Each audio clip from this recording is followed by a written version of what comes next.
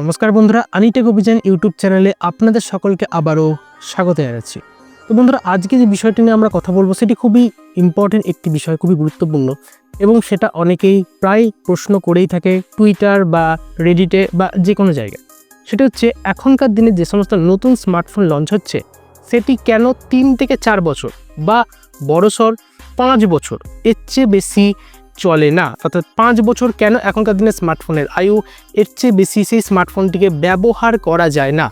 দেখুন, একটি স্মার্টফোনে কি রয়েছে, প্রসেসর আছে, হাই ফ্রিকোয়েন্সি মডেম আছে, ব্লুটুথ রয়েছে, ওয়াইফাই 6 বা 7 লেটেস্ট যে ওয়াইফাই রয়েছে সেটা রয়েছে, অর্থাৎ বলতে পারেন ছোটোখাটো হাতের মুঠোয় একটি পিসি আপনি রান করছেন। যে কম্পিউটারের ক্ষমতা আজকালকার দিন থেকে 10 থেকে 15 বছর আগে পাওয়া যেত, সেই ক্ষমতা আপনি হাতের মুঠোয় একটি স্মার্টফোনে পেয়ে যাচ্ছেন। আর হাই ক্যামেরা কোয়ালিটি তো রয়েছেই। তো সেই জায়গায় দেখতে গেলে স্মার্টফোন প্রচুর পাওয়ার কনজাম্পশান নেয়, অর্থাৎ এনার্জিটা নেয়, আর সেটিকে দেয় এখনকার দিনের ব্যাটারি যেটা, সেটা হচ্ছে 5000 mAh ব্যাটারি তো মিনিমাম পাওয়া যাচ্ছে। এবার সেই ব্যাটারির আয়ু কত? দেখুন, একটি রিসার্চ অনুযায়ী জানা যাচ্ছে যে ব্যাটারি লাইফ সাইকেল সেটি মোটামুটি 2 থেকে 3 বছর অ্যাভারেজ। আর যদি কেউ একটু মেইনটেন করে ব্যাটারিকে চার্জ করে, অর্থাৎ রিপোর্ট অনুযায়ী এরকমটা জানা যাচ্ছে, কোনো ইউজার যদি তাদের ব্যাটারিকে 80% চার্জ করে, তারপর সেটিকে 20% পর্যন্ত ডিসচার্জ করে, তারপর আবার চার্জ করে, তাহলে একটি হেলদি ব্যাটারি লাইফ সাইকেল কিন্তু পাওয়া যায়। অর্থাৎ 80%-এর ওপরে ব্যাটারি চার্জ না করাই ভালো, এরকমই রিপোর্ট জানা যাচ্ছে। তাহলে ব্যাটারির আয়ু কিন্তু আস্তে আস্তে কমে যেতে পারে। তো সেই একটি ছোট্ট ব্যাটারি নতুন যে ফ্রিকোয়েন্সি মডেম আছে সেটাতে ব্যবহার হচ্ছে। সারাক্ষণ আপনার নেটওয়ার্ক এদিক ওদিক ঘুরে চলেছে। যদি আপনি প্রচুর ট্রাভেল করেন তাহলে সেখানে একটি ব্যাটারি কনজাম্পশন হচ্ছে, কারণ টাওয়ার টু টাওয়ার সে তার লোকেশন চেঞ্জ করছে। তো সব মিলিয়ে ব্যাটারি কনজাম্পশনই মেন কারণ।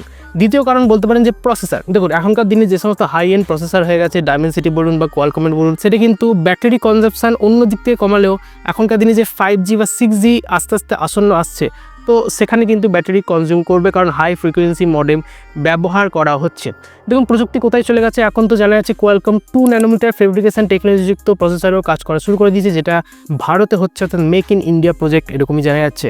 তো সব মিলিয়ে প্রথম কারণ বলতে পারেন ব্যাটারি, দ্বিতীয় কারণ প্রসেসর, যেটা আপনার অ্যাপগুলোকে প্রসেস করছে। আর হেভি যদি কোনো টাস্ক হয়, অর্থাৎ গ্রাফিক্যাল ইউনিট বা বলতে পারেন যে গেমিং যদি কেউ করে, তাহলে সেখানেও কিন্তু একটা প্রসেসিংয়ের কাজ চলছে। তো প্রসেসরও বলতে পারেন মেন কারণ। তৃতীয় কারণ আপনারা বলতে পারেন যে সফটওয়্যার আপডেট। দেখুন বন্ধুরা, এখন সফটওয়্যার আমাদের বন্ধু না শত্রু, সেটা বলা খুবই দায়ী। তার কারণ কি, দেখুন প্রথম যখন স্মার্টফোন লঞ্চ হয় তখন তো বেশ ফাস্ট অ্যান্ড ফ্লুইড চলে, তারপর যত আপডেটের পর আপডেট আসতে থাকে ফোন স্লো হয়ে যায়, ক্যামেরা কোয়ালিটি কমে যায়। সেক্ষেত্রে নামে আপডেট দিচ্ছে কিন্তু স্মার্টফোন ডাউনগ্রেড হয়ে যাচ্ছে, এটা আপনারা বলতে পারেন। তো আপডেটও কিন্তু এক প্রকার শত্রু।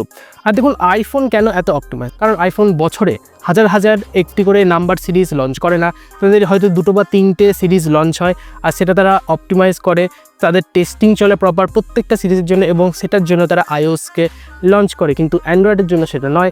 কেউ OEM ম্যানুফ্যাকচারার রয়েছে, কেউ সেটিকে পিওর অ্যান্ড্রয়েডকে কাস্টম ইউআইতে চেঞ্জ করছে। আর প্রত্যেকটা সিরিজ, প্রত্যেকটা মডেলকে এইভাবে সিঙ্গেল হ্যান্ডেলি টেস্ট করা সম্ভব নয়।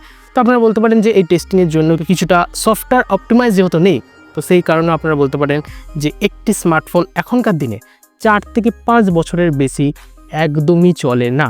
তো হ্যাঁ, এই কিছু কারণ ছিল যেখানে আপনাদের জানিয়ে দিলাম যে কেন একটি স্মার্টফোন 5 বছরের বেশি চলতে পারে না। আর যদি চালাতেও হয় তাহলে আপনাদের ব্যাটারিকে রিপ্লেস করতে অবশ্যই হবে। তো আপনাদের ভিডিওটি কেমন লাগলো অবশ্যই কমেন্ট সেকশনে জানাতে পারেন। তবে আজকে আমাদের ভিডিওটি আপনাদের এই পর্যন্তই ছিল। ভিডিও সম্পর্কিত কোনো মতামত বক্তব্য থাকলে নিচের কমেন্ট সেকশনে জানাতে পারেন। ভিডিওটি যদি ভালো লাগে, ইনফরমেটিভ মনে হয়, তাহলে অবশ্যই লাইক করুন, বন্ধুদের সাথে শেয়ারও করতে পারেন। সাবস্ক্রাইব বাটনটাকে প্রেস করে আমাদের এই পরিবারের সদস্য হতে পারেন। আর পাশে বেল আইকনকে হিট করে নোটিফিকেশন অলে সেট করে দিন, যাতে লেটেস্ট রিলেটেড ভিডিও সবার আগে আপনার কাছে পৌঁছে যায়। অ্যাজ অলওয়েজ নিজে ভালো থাকুন, অপরকে ভালো রাখুন, সবসময় আনন্দে থাকুন। 3 দিন দেখা হচ্ছে আবার একটা এরকমই নতুন টপিকের সাথে পরের ভিডিওতে।